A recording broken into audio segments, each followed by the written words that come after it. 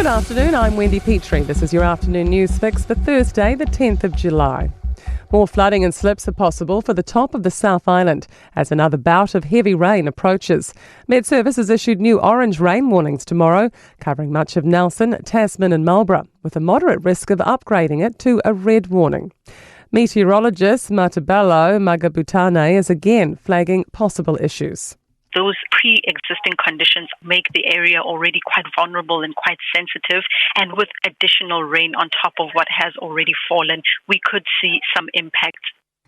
Real estate agents are on board with a planned overhaul of rules countering shady money practices. The government says the anti-money laundering system's overkill and forces small businesses to undertake complex and time-consuming checks. It's introducing simplified customer due diligence requirements for when risks are low. REINZ Kevin Jenkins says the industry has wanted these changes for years. They will reduce compliance for low-risk transactions, largely to do with simple family trusts, and so that will save time and money for buyers, sellers and real estate agents. Strong opinions against COVID-19 vaccine mandates this morning as the Royal Commission of Inquiry unpacks New Zealand's pandemic response. Health Forum NZ Linda Wharton says her group, originally started on Facebook, provided a space for people sceptical about vaccines or claiming they had adverse effects. She questioned the government's stance the vaccine was safe and properly tested. Wharton claims her response raised many red flags and she experienced unprecedented censorship. Reports of serious harm and death following the injectables was deemed misinformation and causing vaccine hesitancy, which was the ultimate crime.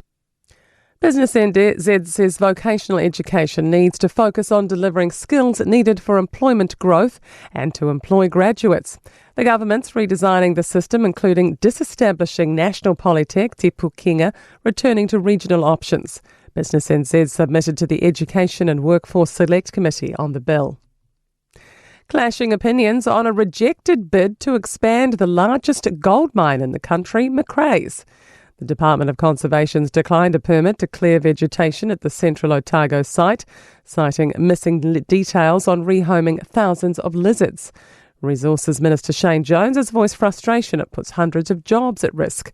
A Forest and Birds Chelsea McGaw says New Zealand cannot risk losing another precious species. Several of those species are endemic just to Otago, so they're only found in Otago, nowhere else in the country and nowhere else in the world. To sports, Scott Robertson has faith winger Caleb Clark can overcome a try-scoring drought in Saturday's second test against France in Wellington, having not scored a 5-pointer at Super Rugby or international level since last September.